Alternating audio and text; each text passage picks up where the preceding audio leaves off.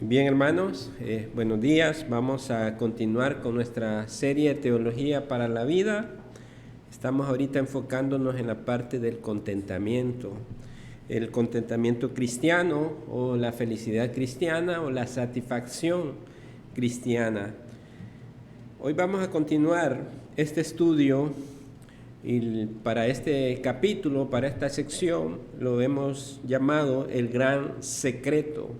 El pastor Jeremías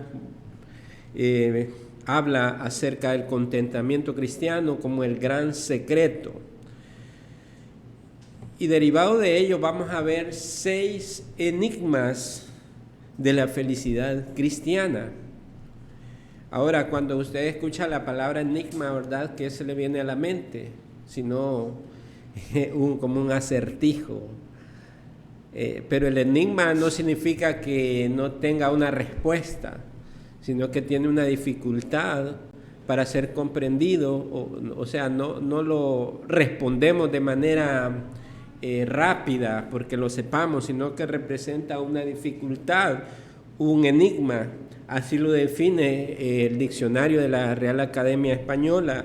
El enigma es una realidad, suceso o comportamiento que no se alcanzan a comprender o que difícilmente puede entenderse o interpretarse. O sea, hay una dificultad para entenderse y para interpretarse, pero tiene un significado, ¿verdad? Entonces, el pastor Jeremías considera ahí 6 enigmas de la felicidad cristiana. Quiere decir que estos 6 enigmas tienen su dificultad aún de comprensión y de interpretación, pero cuando lo comprendemos el significado, se vuelve una realidad en nuestra vida.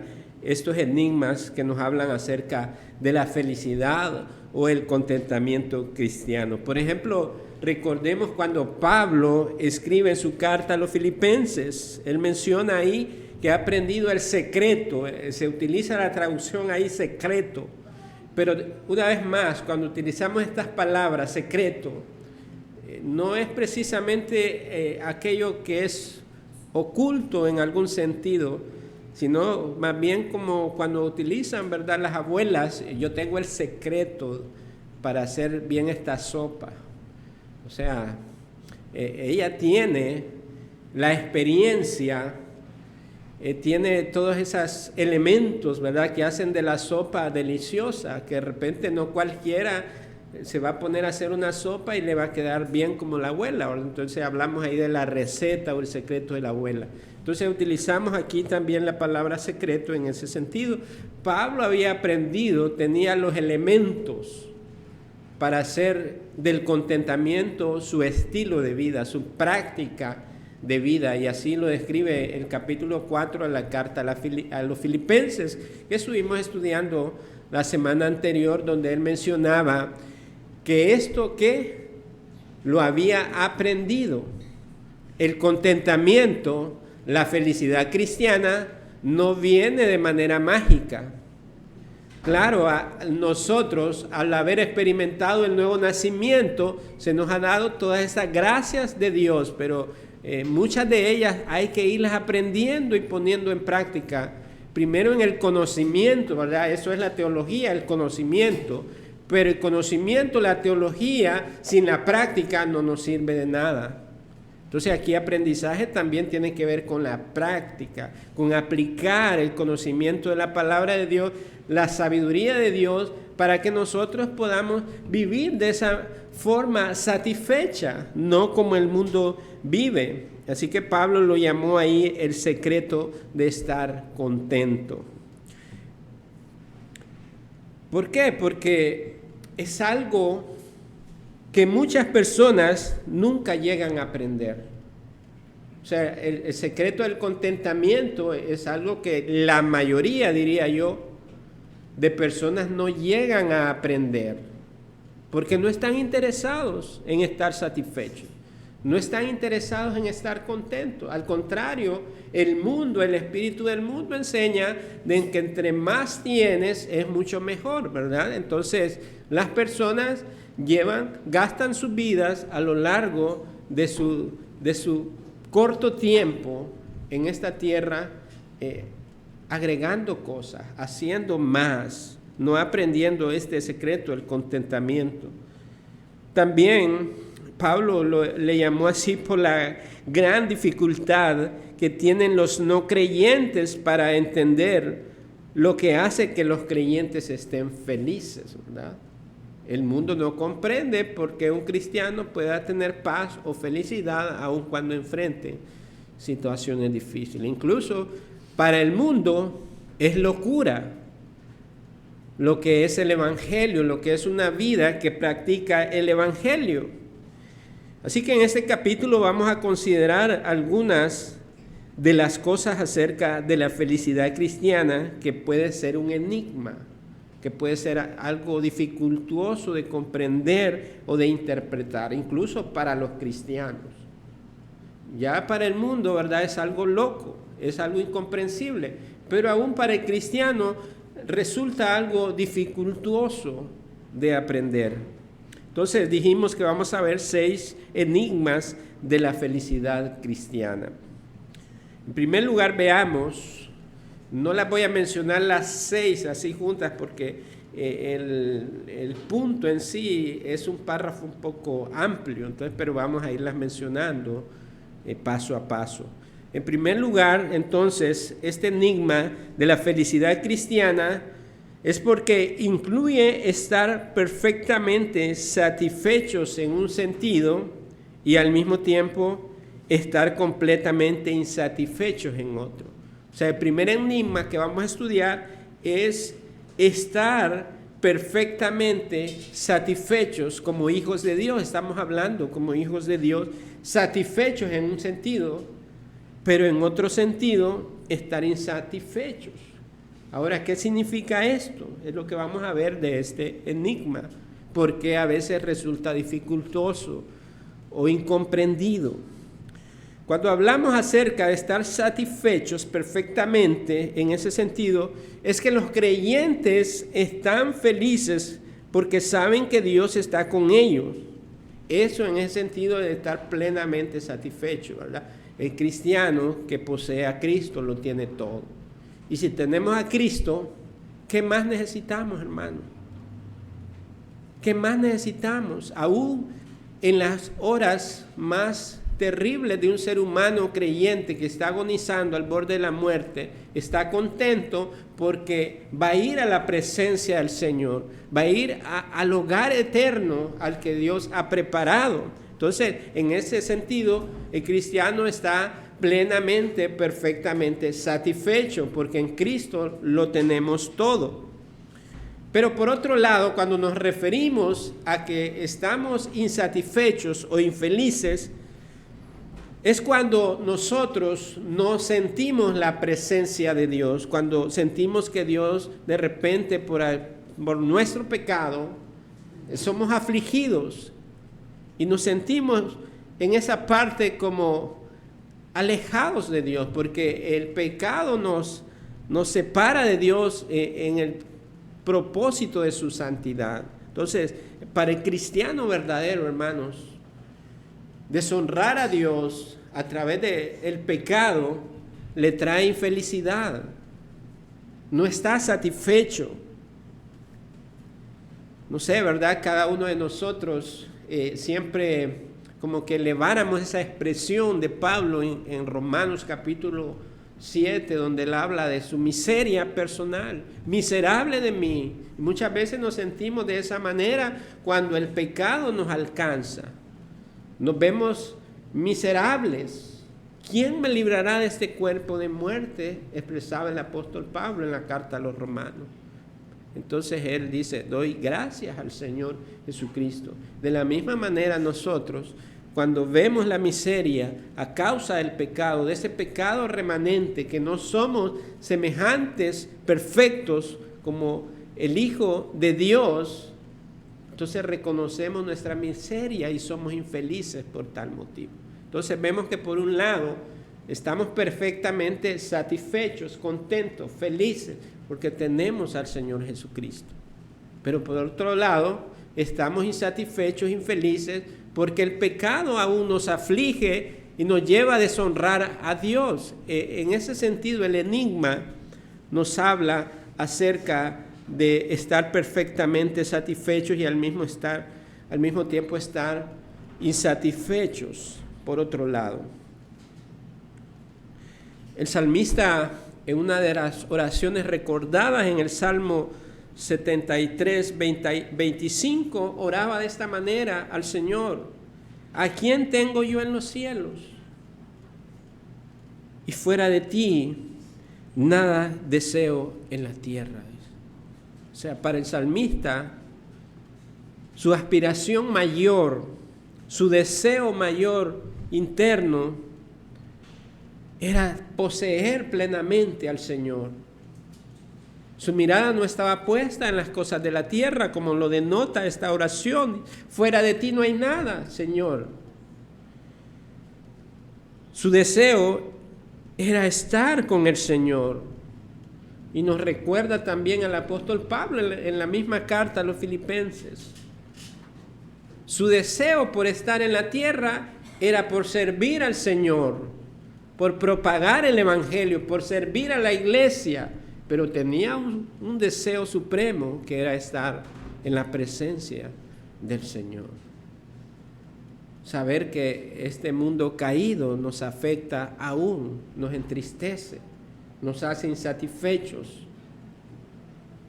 Entonces el cristiano anhela de esa manera la presencia del Señor permanente, y aunque sabe que en esa promesa de Dios que será consumada en el tiempo final, será llevada a cabo en perfección, sin embargo en el presente nosotros debemos aprender a vivir en contentamiento, como una antesala al cielo.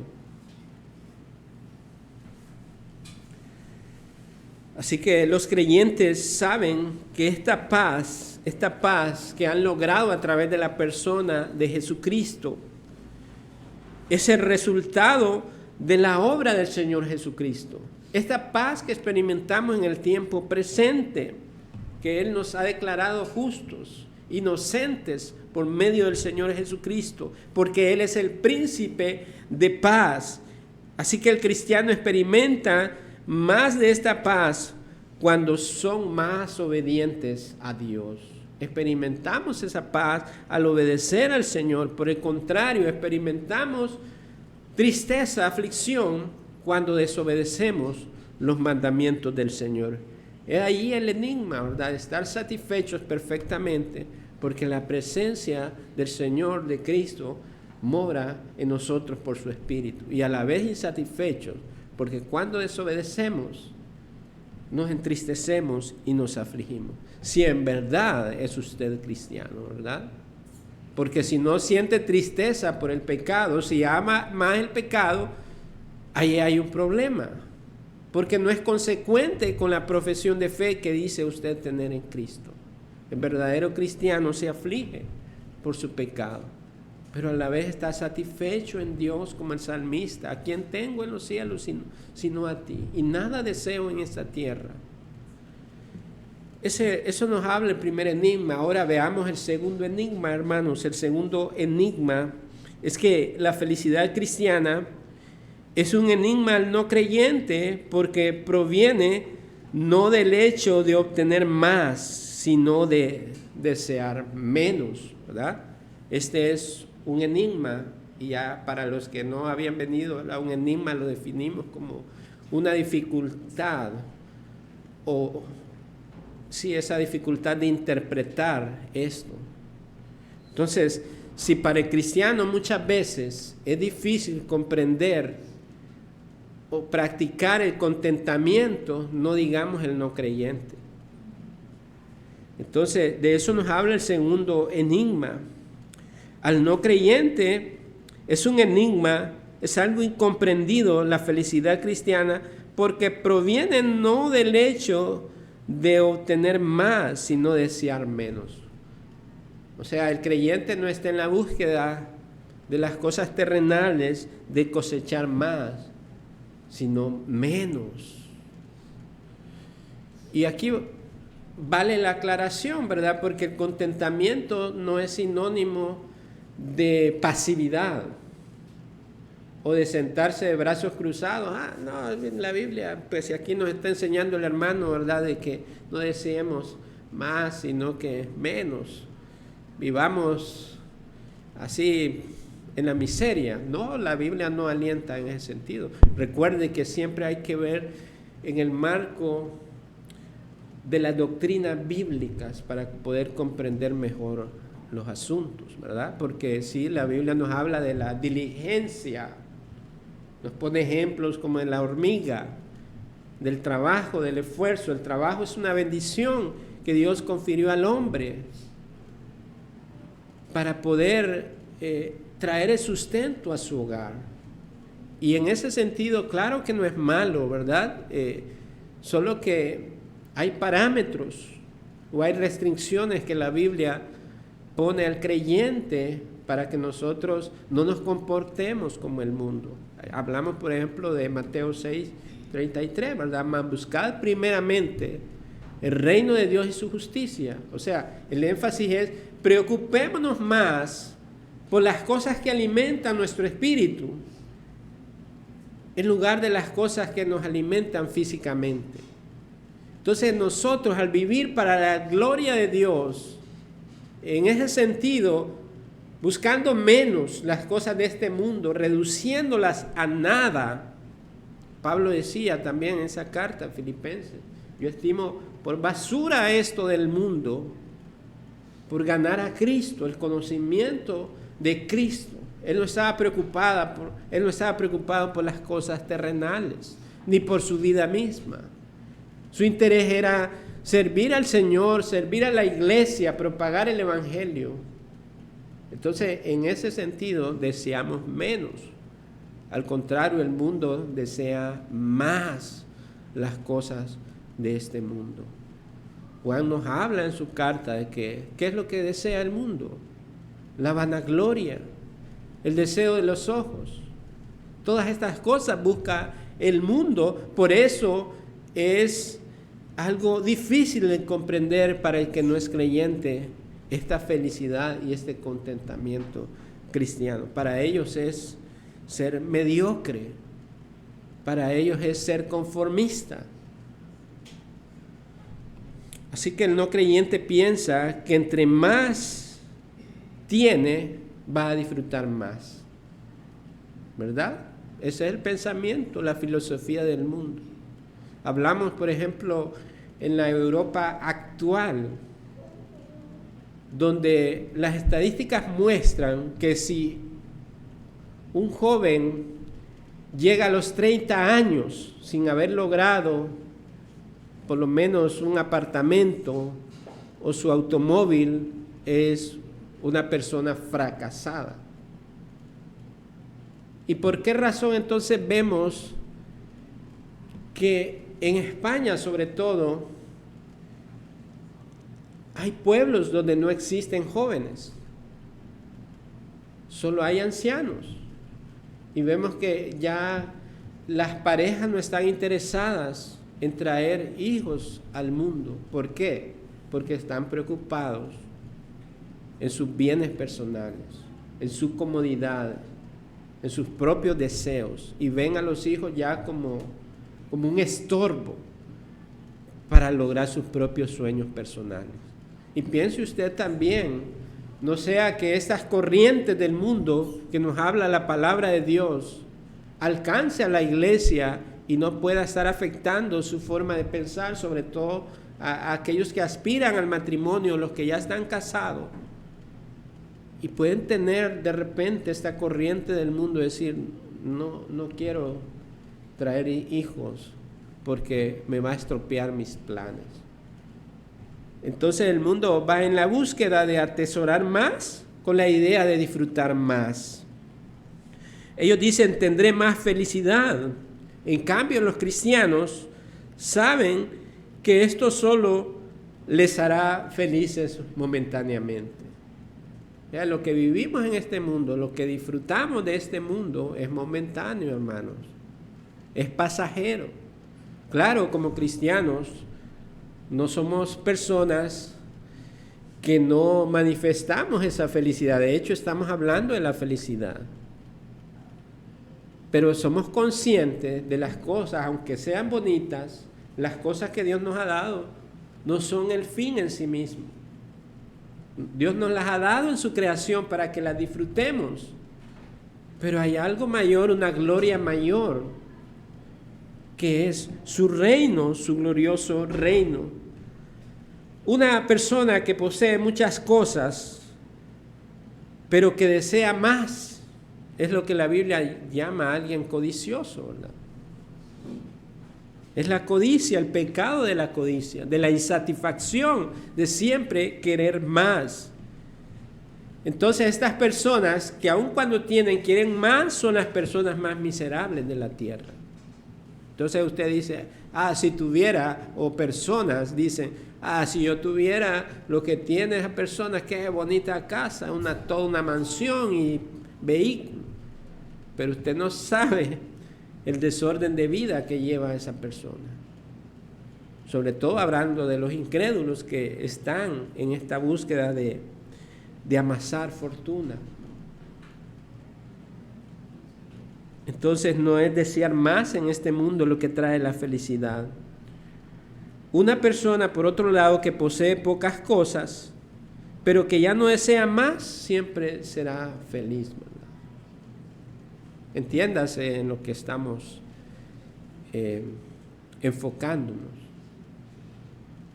Sino de que aún cuando el Señor enseñó a sus discípulos a orar, les dijo, ¿por qué el Señor no les dijo, oren por el pan del mañana?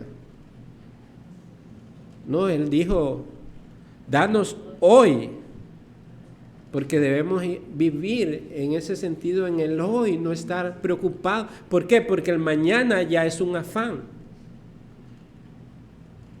Entonces la Biblia nos dice, danos el pan cada día, para que aprendamos a tener contentamiento. Miren lo que dice Proverbios capítulo 15, del verso 16 al 17. Mejor es lo poco con el temor de Jehová que el gran tesoro donde hay turbación. Mejor es la comida de legumbres donde hay amor, ¿verdad? Hay unas legumbres que se cultivan en el campo, algo sencillo. Es mejor eso que de buey engordado o de un cerdito, ¿verdad?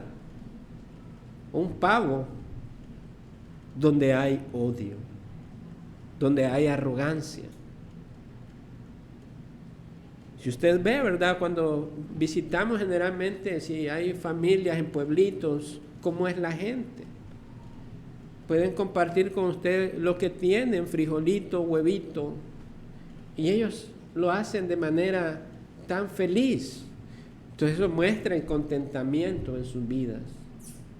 Y es algo que deben de aprender también nuestros hijos. En la mesa, a veces los hijos se ponen un poco así, yo quiero Burger King, yo quiero pizza, yo quiero esto.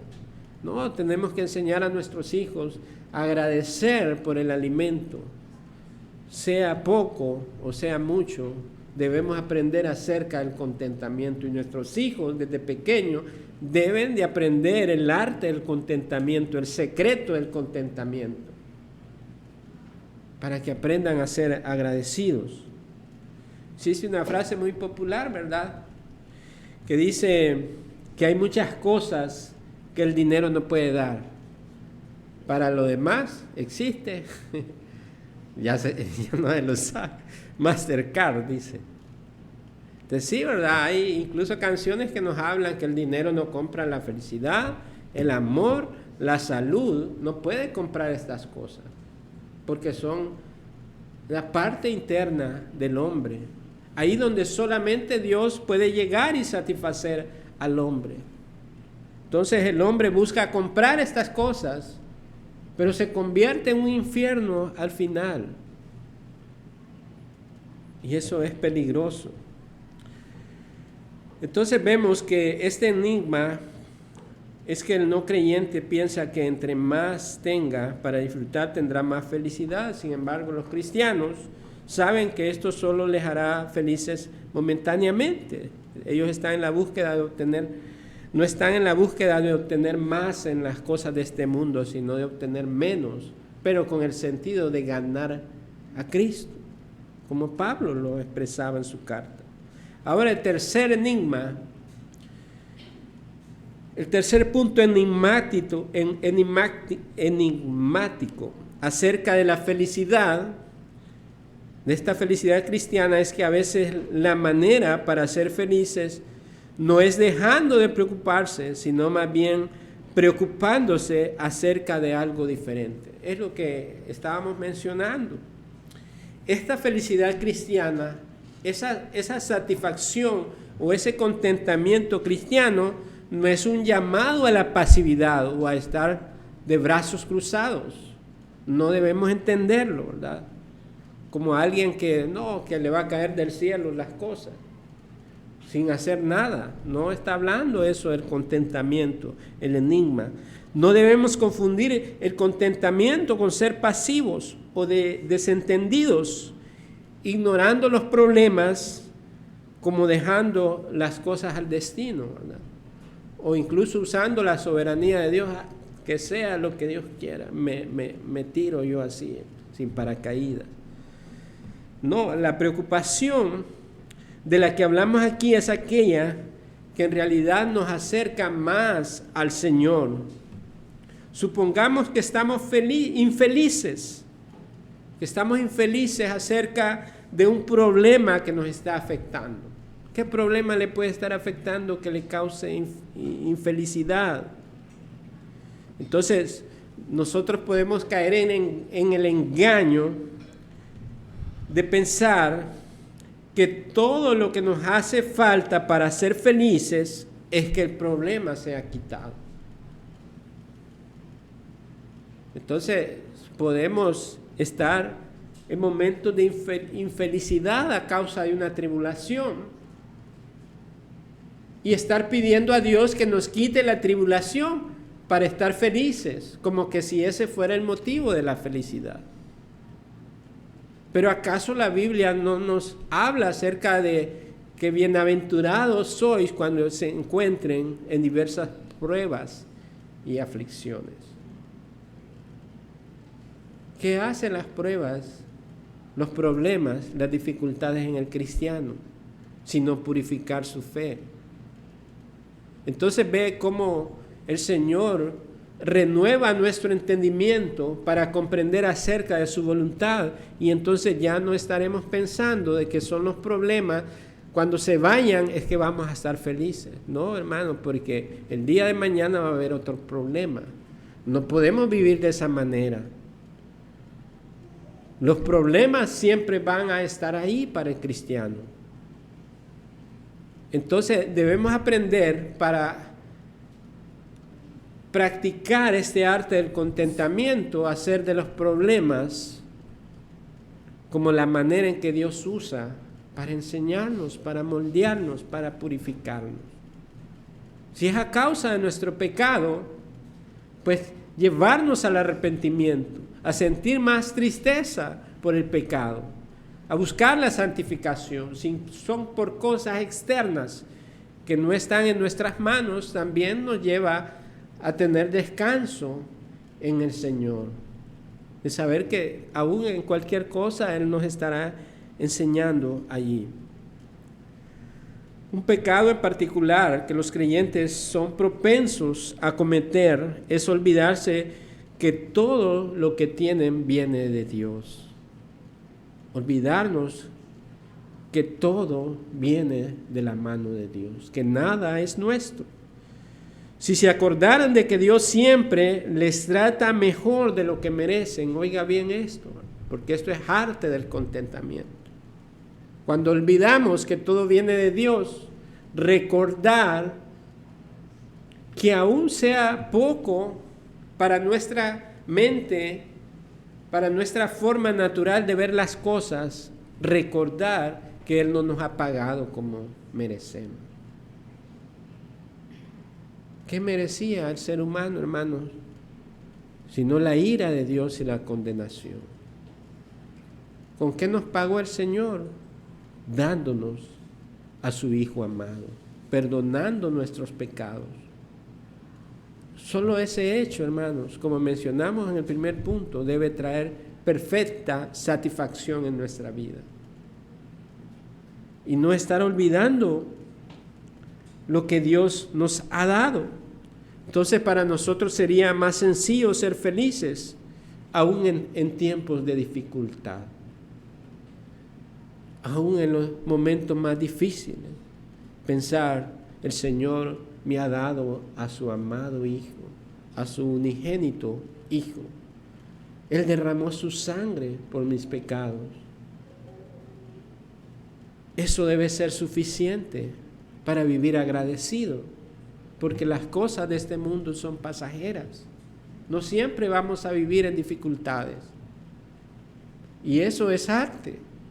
Sé vivir en abundancia y vivir en escasez. Otra cosa acerca de la felicidad, la cuarta, de la felicidad cristiana, que puede ser un enigma, es que los problemas no necesitan ser quitados de nosotros para ser felices. Esto viene derivado del otro, ¿verdad? A menudo Dios nos bendice mientras que estamos sufriendo. Por eso es que el contentamiento es un enigma, una dificultad. ¿Cómo es que voy a aprender a estar gozoso mientras estoy sufriendo? ¿Cómo voy a experimentar paz, confianza, cuando en este momento, solemos decir, es que nadie sabe lo que estoy viviendo, pero Dios sabe lo que está viviendo? Entonces, no es que al quitar los problemas vamos a ser felices, porque Dios a menudo a través del sufrimiento nos bendice. Pablo escribió en Gálatas 5:17, porque el deseo de la carne es contra el espíritu, y el del espíritu es contra la carne, y estos se oponen entre sí para que no hagáis lo que quisierais. Nos dice ahí, ¿verdad? Hay una lucha interna en nosotros entre la carne y el espíritu. Es contra el espíritu, pero el espíritu es contra la carne y estos se oponen así. Pero dice ahí, esa oposición, si no fuera por el Señor, ¿verdad? No habría ninguna oposición, nosotros estuviéramos expuestos libremente al pecado. Pero la oposición viene a causa del Espíritu que mora en el creyente, que no nos deja ir en la destrucción de nuestra propia vida. Esta lucha está ocurriendo todo el tiempo, hermanos, dentro de cada uno de nosotros. A veces resulta que un problema nos ayuda a triunfar sobre la naturaleza pecaminosa. Y descubrimos al final que este problema que enfrentamos, fue una bendición de Dios para conformarnos más a la imagen de Cristo. Así que aprendamos a ver los problemas como algo que el Señor utiliza para enseñarnos también. El quinto lugar, el otro enigma sobre la felicidad cristiana, es que la felicidad no se logra por desear más u obtener más, sino por hacer más. Pareciera un trabalenguas ahí, ¿verdad? Desear más u obtener más, sino por hacer más. Pero ¿qué nos referimos en el sentido de la felicidad cristiana por hacer más? El creyente se dice a sí mismo, en algunas ocasiones el creyente se dice a sí mismo, Dios está detrás de lo que me acontece y es debido a Él que ya no estoy feliz como lo estuve antes. No sé si ha hecho alguna oración similar alguna vez. Sí, que esto significa que el cristiano no es llamado a experimentar etapas de pasividad espiritual o de estancamiento espiritual.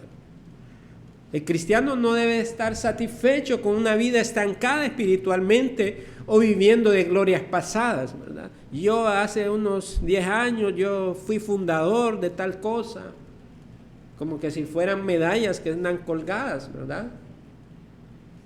Entonces, en este sentido, en hacer más, y que el cristiano encuentra que no está satisfecho, como en esta oración, ya no estoy feliz como lo estuve antes, porque Dios puede incomodarnos a una profundidad mayor de conocerle y de experimentarle.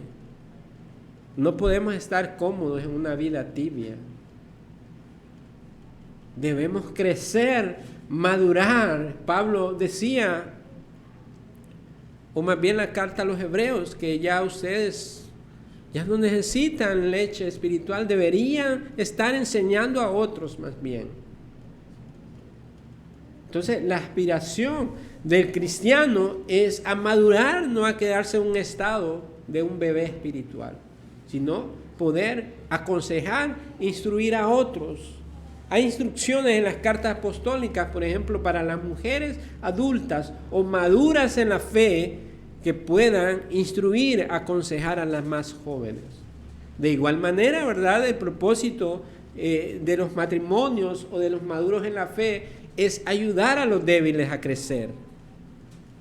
Pero nadie debe de quedarse en un estado espiritual de estancamiento, viviendo de glorias pasadas. Entonces, en ese sentido, debemos hacer más. Los creyentes siempre serán más felices sirviendo a Dios en la situación en que se encuentran y no afanándose por las cosas que no tienen. Ya mencioné Mateo 6:33, buscan el reino de Dios y su justicia, y esas cosas, otras necesarias para su sustento, serán añadidas. En sexto lugar, y la última, otro enigma acerca de la felicidad cristiana es que los creyentes llegan a ser felices aprendiendo a aceptar la voluntad de Dios como lo mejor para ellos. Esta es como la corona, ¿verdad?, de estos enigmas. Aprendemos a hacer, recuerde siempre ese verbo, aprender, porque el contentamiento se aprende.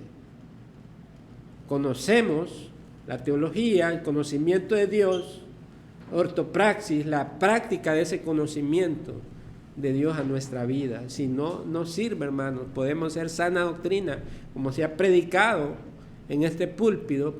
Podemos conocer las doctrinas reformadas y caer en el orgullo, solamente llenar nuestra cabeza, pero no reformar nuestra vida, nuestra familia y nuestra sociedad.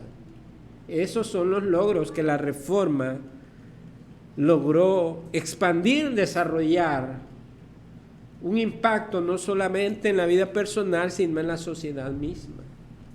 El cristiano se convierte en alguien productivo porque está satisfecho con el Señor. Cuando aprendemos entonces a hacer la voluntad de Dios, somos felices porque es lo mejor para nosotros. Cuando aprendemos eso, los cristianos ya no nos preocupamos en obtener lo que nosotros queremos.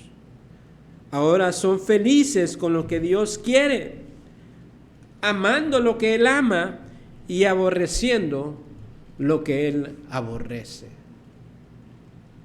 Esa es una señal de un cristiano maduro que ha aprendido el arte del contentamiento. Ama lo que Dios ama y aborrece lo que Dios aborrece. Entonces podrán decir muchos cristianos: Dios me ha hecho sabio espiritualmente, me ha hecho santo, me ha enseñado a aceptar su voluntad como lo mejor, porque Él está satisfecho y es glorificado por ello. Yo estoy feliz. Y el Señor decía: y esta es su voluntad, que llevéis mucho fruto. Un fruto espiritual que trae gloria al Señor. Entonces, hermanos, hacer la voluntad de Dios es lo que nos trae verdadera satisfacción. No hacer la voluntad de Dios le va a traer dolor, tristeza, aflicción. ¿Cómo resumiríamos estos enigmas del contentamiento cristiano? Para ir concluyendo nuestro estudio. ¿Y de qué manera entonces podemos vivir a la luz de esta verdad para nosotros? En primer lugar, podemos resumir estos 6 enigmas diciendo que lo que hace al creyente feliz es el hecho de que Dios le está haciendo santo. Dios le está haciendo santo. Esto es descubrir, hermanos, la verdad por la que nosotros fuimos elegidos en Cristo. ¿Qué nos dice la carta a los Efesios en el capítulo 1, verso 4? Así nos dice: según nos escogió en Él antes de la fundación del mundo. ¿Para qué? Nos da el propósito, la causa de esa elección desde antes de la fundación del mundo. Nos dice, para que fuésemos santos y sin mancha delante de Él. Si usted se ha preguntado, ¿por qué fui elegido por Dios? Dentro de toda esa masa de hombres caídos de la cual yo pertenecía, porque todos en Adán estábamos representados. No es que Dios lo escogió porque vio que usted era bueno y que le iba a servir en esto, o que podía tener esos talentos. No, la elección se llevó a cabo antes de que llamara al mundo a su existencia por medio de la palabra. Pero nos da la razón y la causa de su elección. Fuimos elegidos para que fuésemos santos y sin manchas delante de Él. Y esto, hermanos, debe estar cincelado en lo profundo de la mente y del corazón nuestro. Si somos cristianos, yo debo pensar que fui llamado para ser santo y sin mancha delante de Él. Y por lo tanto, no debo de inmiscuirme en las cosas de este mundo. No debo revolcarme en el lodo de este mundo, en el pecado, en la suciedad, en la hipocresía de este mundo, porque tengo un llamado, una elección que debo de hacer manifiesta. Debo de ser santo y sin mancha delante de Dios. Esto me lleva a la perfección, me lleva a la santificación, una santificación progresiva que va creciendo, nunca va decreciendo, nunca es hacia atrás, sino se aumenta, hermanos, porque cada vez debemos parecernos más al Señor Jesucristo. Esa fue la causa de la elección. Y entonces estamos hablando que libramos una batalla en el presente contra el pecado, contra nuestro propio pecado. Si supiéramos nosotros que acabar con los sentimientos pecaminosos que conducen a la impiedad, ¿qué sucedería, hermanos? Seríamos más felices, ¿verdad? Muchas veces se me cruza por la mente, ¿cuánto quisiera no pensar maldad? ¿Cuántas veces no quisiera desear la maldad, lo malo, y veo todavía en mí esta inclinación hacia lo malo? Y entonces siempre se me cruza ese pensamiento, como quisiera ser librado de esto. Y es eso, hermanos, que nos hace infeliz.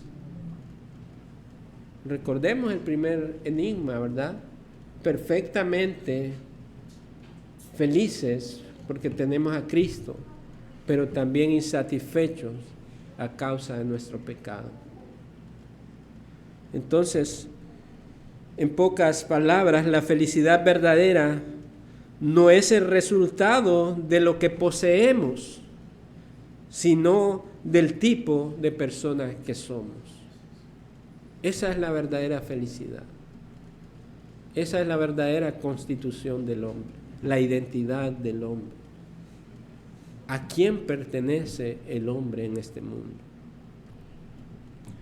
Esto es el gran secreto de la felicidad, mis hermanos. Los creyentes saben que todo lo que tienen es el don de Dios. Si tienen salud, si tienen hogar, si tienen comida, ropa, amigos, familia, el empleo, las oportunidades y la sana diversión, cada una de estas cosas son dones de Dios y una manifestación de su amor para que las disfrutemos. Entonces los creyentes están agradecidos y felices de recibirlas. Quizás tengan menos que algunos de los no creyentes, de los incrédulos, de los impíos. Quizás tengan menos en este mundo, pero aprecian más lo que tienen porque saben que es mejor tener poco y ser hijos de Dios que tener mucho y estar bajo condenación. Esta es la realidad que lo cambia todo.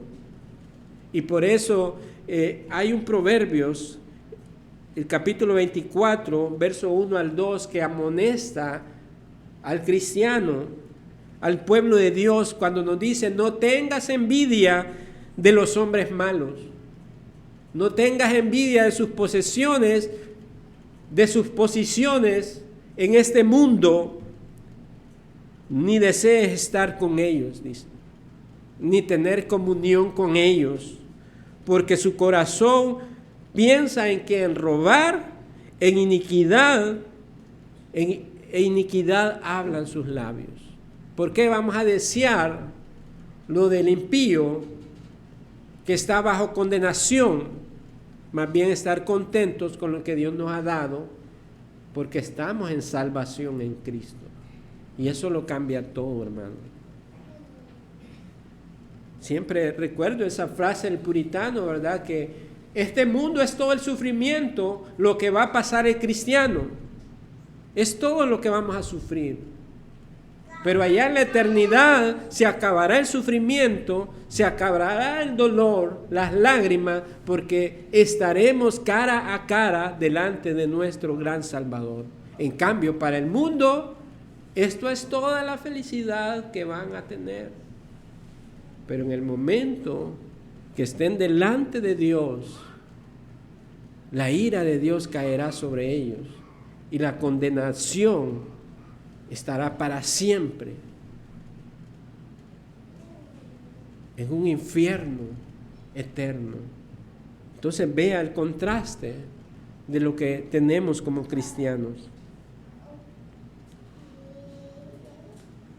Finalmente, los que son felices con el contentamiento cristiano encuentran que la máxima felicidad proviene del conocimiento de Dios. El escritor del libro de Lamentaciones tenía muchos motivos para la depresión, puesto que la ciudad de Jerusalén había sido capturada por sus enemigos y parecía que no podía haber ningún futuro para el pueblo de Dios. Sin embargo, sabía que su única fuente de verdadera felicidad se encontraba solamente en Dios, por lo cual escribió en Lamentaciones 3:24: mi porción es Jehová, dijo mi alma, por lo tanto en él esperaré. Y este escritor no es que estaba sufriendo por las cosas del mundo, no, estaba sufriendo por una buena causa, por ver la ciudad de Jerusalén. Sin embargo, aún en ello encontraba descanso, contentamiento, porque su porción estaba en Jehová. Aunque ardiera todo, aunque se quemara todo, aunque a nuestro alrededor se ve que se esté destruyendo todo, podemos decir juntamente con el escritor de Lamentaciones: mi porción es Jehová, dijo mi alma, por lo tanto en él esperaré.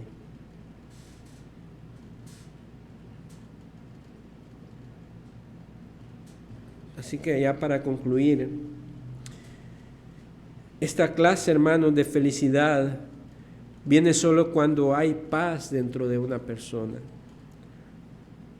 Como por ejemplo, cuando una familia está feliz, hay paz en el hogar. El no creyente no está en paz y por lo tanto no puede estar feliz, aunque tenga los mejores banquetes.